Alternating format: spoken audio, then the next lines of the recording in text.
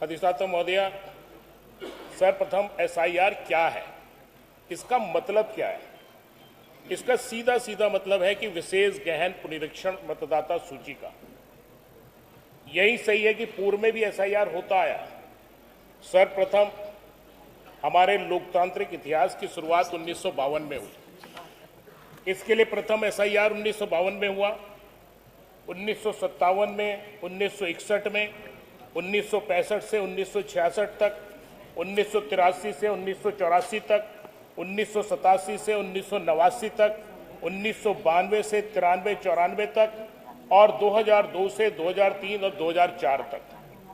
एक से लेकर दो साल तक इस प्रक्रिया का काम पूरा कराया गया। अधिष्ठाता महोदय, लेकिन ये पहला वर्ष है जब इस बार एसआईआर 2025 में हो रहा है, तो मात्र 1 महीने में का समय दिया गया और उन बीएलओज को जिनको ये जिम्मेदारी दी गई वो कौन लोग थे? शिक्षा मित्र, नगर पालिका में काम करने वाले कर्मचारी, 4th क्लास कर्मचारी तक उसमें थे, उनको कोई प्रशिक्षण नहीं दिया गया।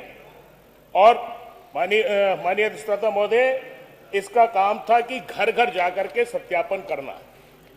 और जब पहले एसआईआर होता रहा है तो उसमें घर घर जाकर के बीएलओ सत्यापन करता था। जो मृत्यु हो जाए उसका नाम काट दिया जाता था, जो बच्चे 18 साल के हो जाएं उसका नाम उसमें जोड़ दिया जाता था, जो ट्रांसफर हो जाए उनका नाम काट दिया जाता था, जिन बच्चों की शादी हो जाए उनका नाम काट दिया जाता था, और अगर कहीं दो जगह पर नाम है तो उसकी भी जांच बीएलओ करके उस नाम को काट देता था। अगर इत्तेफाक कहीं गलती से किसी विदेशी का नागरिक अगर उसका नाम भी जुड़ गया है तो उसका नाम भी काट दिया जाता था। लेकिन अधिष्ठाता महोदय, देश में पहला आधिकारिक एसआईआर 2003 में हुआ। उसके बाद 2003-04 में चुनाव आयोग ने स्पष्ट फैसला लिया था कि वोटर रोल के डिजिटलीकरण के बाद आगे एसआईआर की जरूरत नहीं पड़ेगी। डिजिटल वोटर लिस्ट को केवल वार्षिक संशोधन के जरिए अपडेट किया जाएगा, जिसमें मृत्यु, माइग्रेशन, नए मतदाता और 18 वर्ष की आयु पूर्ण करने वालों को जोड़ा और घटाया जाएगा। यही प्रक्रिया पिछले 25 वर्षों से अपनाई जा रही थी। लेकिन अब यह सवाल उठता है कि इस वोटर लिस्ट को 25 साल तक वैध माना गया, उसे अचानक खारिज कर देना और 3 साल का काम मात्र 1 महीने में करने की कोशिश करना गंभीर समस्या को जन्म देता है।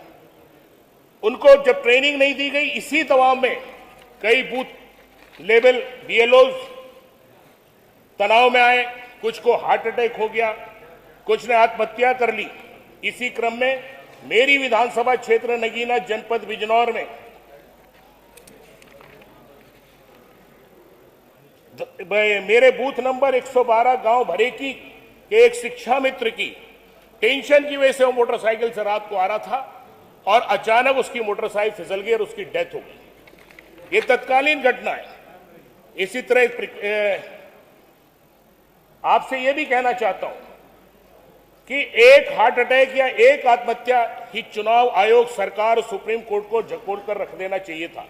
लेकिन इस पर कोई संवेदना, कोई प्रतिक्रिया सरकार की तरफ से, चुनाव आयोग की तरफ से नहीं दिखाई दी। यदि पूरे के पूरे मोहल्ले या ब्लॉक या किसी खास नियत से वोटर लिस्ट से उनके नाम काटे जाएंगे तो एक गंभीर सामाजिक और संवैधानिक सवाल खड़ा करता है। माननीय, एसआईआर के नाम पर वोटर लिस्ट का शुद्धिकरण नहीं बल्कि बड़े पैमाने पर छटाई का काम किया जा रहा है। यहीं से सरकार की नीयत पर सवाल उठता है। इसलिए सारा विपक्ष इस प्रक्रिया का विरोध कर रहा है, क्योंकि आप एसआईआर नहीं करा रहे बल्कि आप एक जाति विशेष, वर्ग विशेष को टारगेट कर उनके वोट काटना चाहते हैं। मान्यवर, ये वोट नहीं काटना चाहते बल्कि इसके माध्यम से आप एसआईआर न करा करके आप नागरिकता तय करना चाहते हैं, जबकि किसी भी नागरिकता को तय करने के लिए संविधान में प्रावधान है कि या तो भारत में जन्मा हो या उसके माता पिता भारतीय हो या कोई 14 वर्ष से कम 11 वर्ष भारत में रहता हो और अच्छा प्रतिष्ठित और संविधान के प्रति निष्ठा रखता हो, उसको नागरिकता मिल जाती है।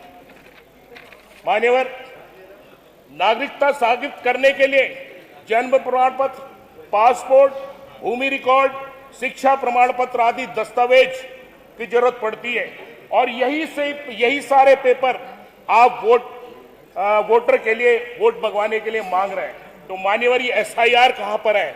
ये तो आप एनआरसी करा रहे हैं। मान्यवर, बड़े दुख के साथ कहना चाहता हूं कि आखिर इस देश में रहने वाले एक वर्ग विशेष यानी मुस्लिम को कब तक आप शक की नजर से देखेंगे? क्या इन्होंने इस देश की आजादी में लड़ाई में हिस्सा नहीं लिया? क्या इनके लोग इस देश की आजादी में कुर्बान नहीं हुए? क्या इन लोगों ने अपने प्राणों की आहुति इस देश में नहीं दी? मान्यवर, देश के बंटवारे के समय इस देश में रहने वाले मुसलमान परम पूज्य बाबा भीमराव अंबेडकर जी के बनाए हुए संविधान में विश्वास रखते हुए इस देश में रहना उन्होंने स्वीकार किया। जिन्ना साहब के आह्वान पर वो ये लोग पाकिस्तान नहीं गए, ये देश छोड़ करके नहीं गए। आज देश की संसद में भी और कल विधानसभा में भी वंदे मातरम पर चर्चा हो रही थी। इस पर भी आपका टारगेट यही थे, मुस्लिम समाज के लोग थे। मैं कहना चाहता हूं मान्यवर, इस वतन की मिट्टी से इनसे ज्यादा प्यार करने वाला कौन होगा? 5 वक्त की नमाज में कम से कम 20 बार इस वतन की मिट्टी को सजदा करते हैं। कौन सा हिंदू करता होगा? और तो और मरने के बाद भी यहीं दफन होते हैं और इनकी कब्र में इनके शरीर को यहीं के कीड़े मकोड़े खा करके नष्ट करते हैं। इस वतन में रहने वाले मान्यवर, इसलिए अंत में यह भी कहना चाहता हूं कि एसआईआर तो कराएं। सरकार एसआईआर कराने के लिए चुनाव आयोग से कम 7 माह का समय बढ़ाने की मांग करे। जो बीएलए इस कार्य को कर रहे थे और इस दुनिया से चले गए, उनके परिवार को कम से कम 1 करोड़ का मुआवजा दे, एक सरकारी नौकरी दे और अनावश्यक वोट काटने का दबाव इन पर ना बनाया जाए। जाति या धर्म के नाम पर वोट ना काटे जाएं, जटिल समस्या को सरल बनाएं। मान्यवर, फार्म भरने की अनिवार्यता को हटाने का अनुरोध करना चाहिए सरकार को कि फार्म भरने की अनिवार्यता कभी एसआईआर में नहीं रही। घर घर जाकर बीएलओ सत्यापन करें, क्योंकि फॉर्म भरते समय जो ऊपर का कॉलम है वो वर्तमान के नाम के अनुसार भरना है। बाईं तरफ का फॉर्म 2003 की वोटर लिस्ट के अनुसार भरना है और दाईं तरफ का फॉर्म माता पिता, दादा दादी, नाना नानी के 2003 के रिकॉर्ड के अनुसार भरना है। परंतु मान्यवर, अगर ऊपर का पार्ट अगर बेटा या बेटी वर्तमान के हिसाब से भर रहा है और वर्तमान तथा 2003 की लिस्ट में मिलान नहीं हो पा रहा, तो यूपी के सरकारी अफसर उसका वोट काटने का दबाव बना रहे हैं।